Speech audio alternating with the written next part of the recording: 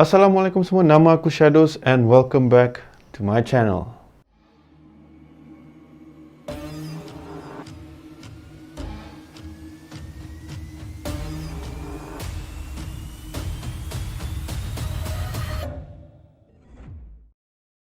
Alright guys, so macam biasa korang tahu channel aku, Hey Shadows Channel, banyak membawa korang kisah-kisah misteri, paranormal dan juga jenayah yang pernah berlaku di dunia kita ini. Alright, so kita pun dah sekarang berada di minggu, boleh dikatakan minggu terakhir bulan bulan Ramadan. Okay, minggu depan dah hari raya dah. Alright, and aku harap semua yang kat luar sana masih steady lagi. Alright, and moga semua amal ibadah kita diterima oleh Allah Subhanahu Wa Taala. Okay, and also satu lagi aku nak bagi tahu is that aku rasa macam aku dah lama tak record video. Sepatutnya last week ada satu konten patut naik, tapi disebabkan waktu and also aku agak busy dengan kerja-kerja aku, and lalu aku pun sangkut lah. Okay, tak dapat nak upload konten minggu lepas. So kat minggu ni Alhamdulillah dapat juga peluang untuk buat recording. Alright, so kisah apa yang aku nak bawakan pada hari ni? Yes, okay, so aku ada beberapa viewers yang bagi beberapa idea, okay, berkenaan konten apa yang boleh buat semua benda tu. And ada yang kata buat konten seperti apa, jalan-jalan seram yang ada dekat Malaysia, ataupun bangunan-bangunan seram yang ada dekat Malaysia, semua benda tu. Okay, so topik pada hari ni aku nak sampaikan ataupun aku nak ceritakan berkenaan dengan kisah ataupun bukan kisah, sekolah seram yang ada di Malaysia. So macam biasa kita semua pernah mengalaminya. Okay, bukan mengalami seram di sekolah, tapi lebih pada zaman persekolahan. So zaman persekolahan biasalah itu antara kenangan-kenangan kita yang terindah. Okay, once dah start dunia pekerjaan, itu dah totally benda lain dah lah. Alright, banyak komitmen, banyak benda nak kena fokus. Zaman sekolah standard lah, pergi sekolah, jumpa member, macam-macam aktiviti yang boleh dilakukan time zaman sekolah ni, yang membuatkan zaman sekolah satu kenangan yang terindah bagi akulah. Mungkin ada yang rasa macam zaman sekolah adalah satu benda yang perit, tapi setiap orang ada pendapat yang masing-masing. Okay, alright, so pada hari ini macam aku cakapkan, aku akan berkongsi dengan korang antara sekolah-sekolah yang boleh dikatakan seram yang terdapat di Malaysia. So kalau korang nak tahu sekolah-sekolah mana yang ada kat Malaysia ni, let's jom. Okay, so sekolah yang pertama yang kita bakal melawat ni, melawat, merupakan satu sekolah yang lama pernah berada di Malaysia. Antara yang paling lama yang pernah ada di Malaysia lah. So sekolah ni bernama St. Michael Institution. So St. Michael Institution ni terletak di Ipoh, Perak, dan merupakan satu sekolah yang dikenali, and sekolah ni ditubuhkan pada tahun 1912. And sekolah ni memegang sejarah, bermacam-macam sejarah sejak ia ditubuhkan. And berdasarkan pada tahun 1912, peralihan bermacam-macam benda yang pernah berlaku, sampai satu tahap sekolah ni pernah menjadi pejabat utama untuk tentera-tentera Jepun. So selain menjadi ibu pejabat tempat ni, sekolah ni pernah juga menjadi tempat tahanan kira musuh-musuh Jepun lah time tu. Okay, so mana yang berperang dan hidup ke apa kan, tentera-tentera Jepun ni tangkap diorang, masuk kat sekolah ni and menjadi tahanan diorang. Macam-macam benda ada orang laku. Diorang buat soal siasat lah, kena dera lah, kena macam-macam lah, kena bunuh lah. Standard lah kan. Macam kat Malaysia ni macam-macam benda. Kalau Jepun tangkap, settle lah. And yang lagi menariknya, sekolah ni, okay, terdapat beberapa terowong yang lepas tentera Jepun berada, tempat terowong ni pun ditutup dan dikunci. Tapi sekolah ni mempunyai terowong-terowong yang special. So tentera Jepun ni, diorang buat dengan terowong-terowong ni is that diorang akan menggunakan sebagai tempat diorang simpan supply-supply diorang seperti makanan dan apa benda semua tu. And also terowong ni jugalah tempat di mana mereka menyeksa semua tahanan-tahanan mereka. So mengikut kisah yang diceritakan atau kisah yang dibawa mulut lah, especially antara pelajar, cikgu-cikgu yang pernah ada dekat sekolah tu, mengatakan telah ternampak beberapa kelibat-kelibat di kawasan sekolah, terutamanya di tempat dekat sekolah tu, sebab ia dinamakan St. Michael's Institution. Okay, sekolah ni zaman dulu kan kira British pun ada kena-mengena dengan ni. So sekolah ni ada sebuah gereja kecil tau. So dalam sekolah ni ada gereja kecil. Gereja kecil ni lah di mana kebanyakan pelajar yang belajar dekat situ, termasuk cikgu-cikgu, banyak kali terserempak dengan lembaga yang boleh dikatakan famous yang selalu dijumpai dekat area situ. Antaranya adalah seorang padri yang tidak mempunyai kepala, berjubah hitam, berjalan-jalan di dalam gereja kecil tersebut. And yang lagi menakutkan adalah padri tersebut berjubah hitam, tak ada kepala, and sambil berjalan dia memegang macam tasbih, jenis tasbih, and sambil berjalan tapi tak adalah nak dengar apa-apa, tapi dia sekadar jalan macam tu lah. So kelibat ni sentiasa dijumpai di waktu-waktu yang kira di awal pagi lah, di awal-awal pagi macam tu. Okay, and selalunya cikgu ataupun pelajar-pelajar yang mana berada di kawasan tersebut pada waktu itu akan tersempak dengan kelibat tersebut. And ada juga satu lagi kisah yang mengatakan yang sekolah ni, dekat kawasan-kawasan sekolah tersebut, ada beberapa pelajar yang pernah terserempak dengan seorang budak perempuan, berpakaian berwarna kuning, berlari berkeliaran di kawasan sekolah tersebut. Tapi bila menghampiri, tiba-tiba budak tu hilang. Dia macam antara misteri-misteri yang boleh dikatakan dahsyat lah dekat sekolah tu. And then pada waktu yang sama, macam tadi padri tadi boleh nampak kelibat dia di waktu awal pagi. Macam budak perempuan ni pula selalu boleh terserempak dengan dia ketika di waktu-waktu senja ataupun di awal pagi sebelum waktu sekolah start. So mana yang budak-budak sekolah yang datang awal pada waktu tu, ada kemungkinan akan terserempak dengan budak perempuan tersebut. Alright, so itu adalah sekolah yang pertama yang kita melawat, iaitu St. Michael's Institution di Ipoh. Okay, so sekolah kita yang nombor 2. Sekolah ini bernama Sekolah Menengah Chong Li. Sekolah ni boleh dikatakan agak famous lah dalam bab-bab seram dan semua benda ni kan. And sekolah ni pula sama juga antara salah satu sekolah yang paling lama yang pernah berada di Malaysia, guys. So sekolah menengah Chong Li ni terletak di Bandar Georgetown di Penang. Ditubuhkan pada tahun 1923. So mungkin tak adalah lama macam sekolah St. Michael Institution tadi. So sekolah ni macam aku cakap tadi ditubuhkan pada tahun 1923, which yang kemudiannya diambil alih oleh British. Alamak, sekolah dengan tentera-tentera dengan penjajah ni tak habis-habis. So diambil alih oleh tentera British untuk dijadikan sebuah hospital untuk tentera-tentera mereka pada tahun 1941. Namun kejayaan British untuk menjadikan sekolah tersebut ke hospital tak lama. Diorang dapatlah chance sekejap kan, tapi lepas tu macam biasa Jepun ambil alih balik tempat tu. And bila Jepun ambil alih, automatically tempat tu tak dijadikan hospital, maka dijadikan tempat tahanan mereka, tahanan macam-macam lah tu, mana-mana askar yang kalah di waktu peperangan ataupun sesiapa yang diorang rasa macam contohnya muka kau tak kena ke apa, diorang tangkap kau, diorang dera kau, diorang buat macam-macam, even sampai tahap membunuh.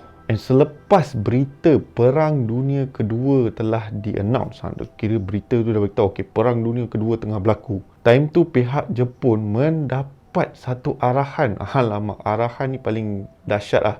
And paling kejam juga yang pernah pihak Jepun ni terima kan pada waktu tu juga. And arahan tersebut adalah untuk membunuh kaum-kaum Cina yang terdapat di Malaysia ketika itu. And arahan ni ada nama dia sendiri tau. Ia dipanggil sebagai Operasi Suk Ching. So time tu benda ni bukan hanya berlaku di Malaysia.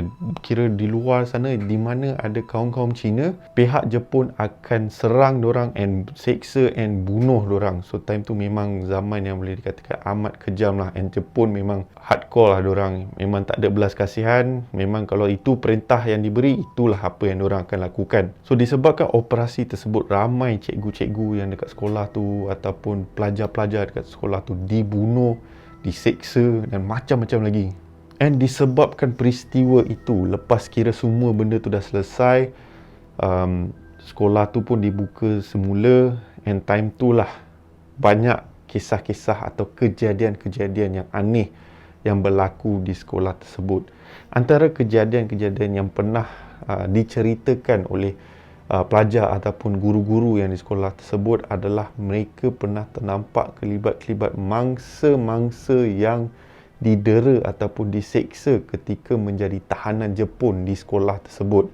And bukan tu saja, mengikut seorang cikgu ni, dia berkata dia pernah mendengar bunyi seakan-akan tapak kaki askar sedang berarak di ada satu padang basketball dekat sekolah tu, padang bola keranjang dekat tempat tu. Dia akan sentiasa dengar tapak kaki boot tu kan, boot askar tu kan, tap tap tap tap tap, berarak dekat kawasan tersebut. So kalau macam korang tahu, macam video-video sebelum ni aku pernah kongsikan yang mana ada berkenaan dengan Jepun. Kalau Jepun, askar berarak tu tak berpisah tiada. And kesemua kejadian ni sentiasa berlaku di antara waktu malam ataupun di awal pagi. Alright?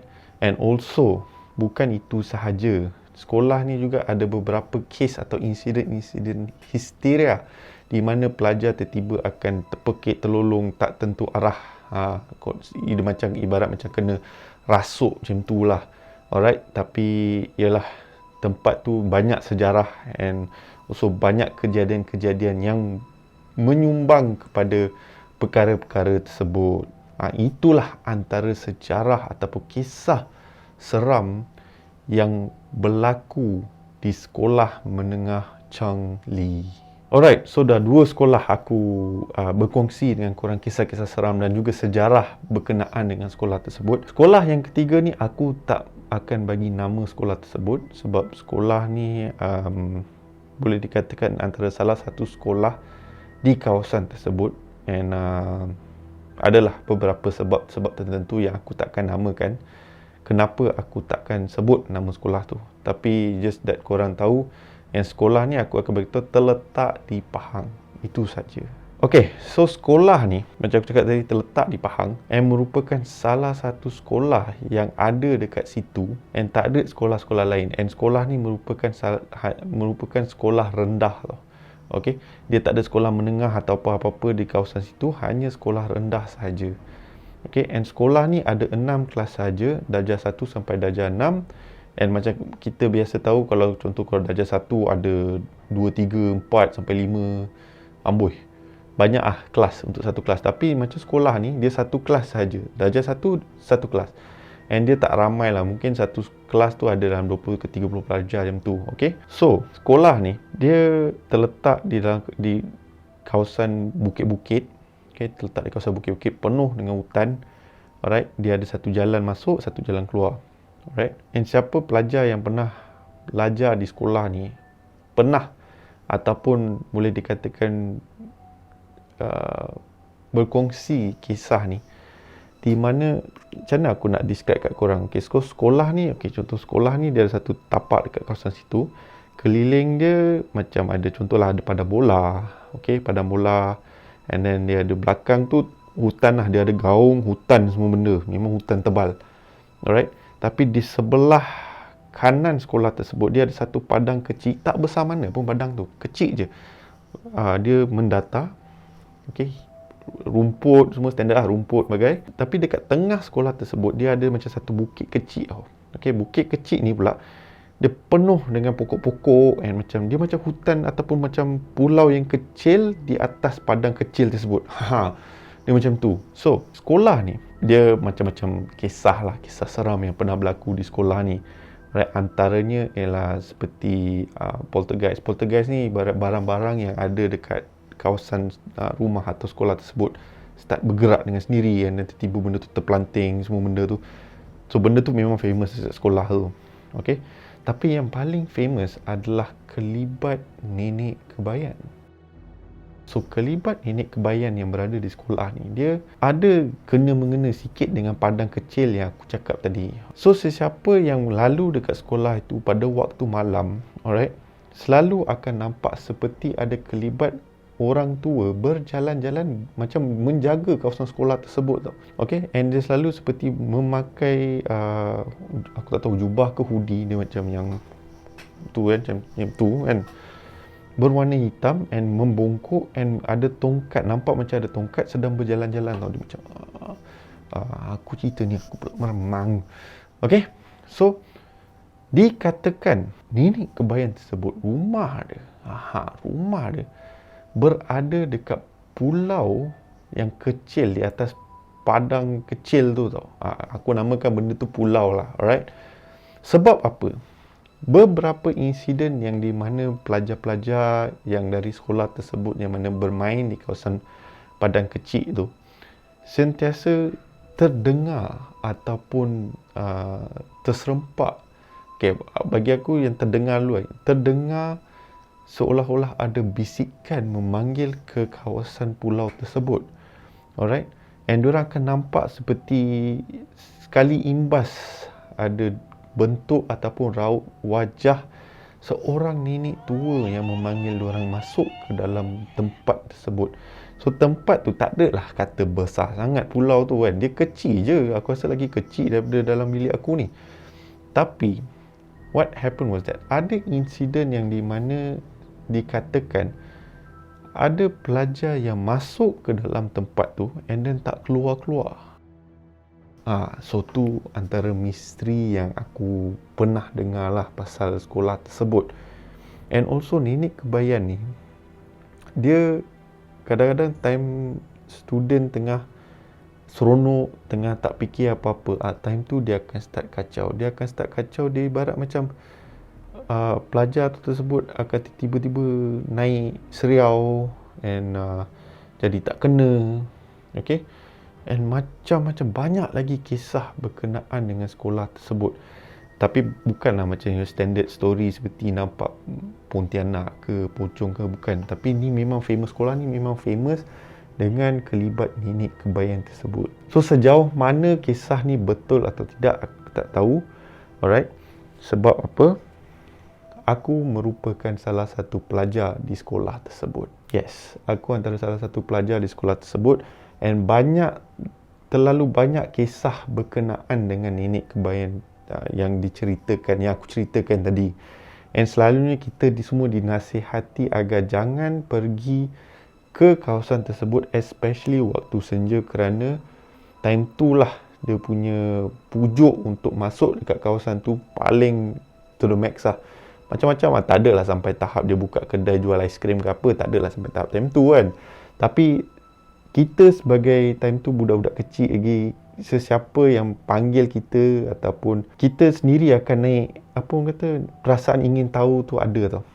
So selalunya tempat tu kita dilarang pergi, especially waktu-waktu senja lah. Kalau katakan ada pelajar yang lari dekat area situ waktu senja, confirm tak dari mana cikgu akan start menjerit and kita kena caw lah dari tempat tu. And sampai satu tahap kawasan padang tu diorang letak macam, kau tahu tempat macam bila polis ada case crime scene ke apa kan, diorang tutup kawasan pulau tu supaya pelajar-pelajar semua tak masuk ke area situ.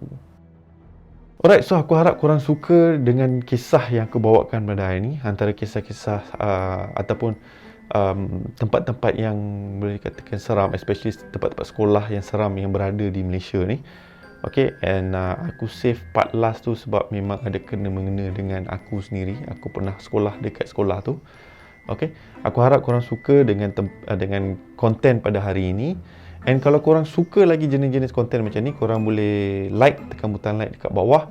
And kalau kata korang ada pendapat korang boleh drop dekat komen bawah. Ataupun korang boleh drop email dekat aku untuk aku kongsikan dekat konten aku di hshadowschannel@gmail.com. Aku akan letak email address aku dekat bawah and korang boleh share dengan korang story-story korang, and insyaAllah kalau ada peluang aku akan kongsikan kisah korang di channel aku. Alright, so kita ada beberapa hari lagi tinggal untuk berpuasa. Jom kita push this one last round, okay, sebelum Syawal tiba. And kepada korang yang mana akan start bermula balik kampung kan, macam sekarang semua dah start open, dah boleh bebas lah. Okay, and mulai 1 Mei banyak kelonggaran yang diberikan, tapi make sure SOP jaga. Okay, COVID still ada, tapi kita make sure kita jaga diri kita sendiri and juga ahli-ahli keluarga kita yang tersayang. And jangan lupa tinggalkan like, share and subscribe ke channel aku, and jangan lupa tekan bell notification supaya mana-mana video latest aku yang aku naikkan korang akan diberitahu lebih awal. Okay, so by the orders of the shadows, stay safe, stay healthy, sehingga kita bertemu lagi. Assalamualaikum.